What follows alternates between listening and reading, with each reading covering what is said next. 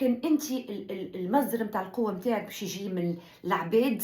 وإلا من مواقف معينة، تقعد أنتِ ديما prisoner to that، معناتها ديما تقعد أنتِ pending إنه العبد هذاك يعطيك الsupport هذاك ولا الموقف هذاك يعطيك الsupport هذا اللي هو unfortunately معناتها it doesn't happen all the time. So I think باش نبني على الresilience اللي حكيت عليها المرة اللي فاتت، I think إنه كل واحد فينا لازم يلقى من داخل شنو الحاجة اللي تفرحه، شنو هي الحاجة اللي تعطيه الenergy تعطيه الpassion باش نجم يقاوم.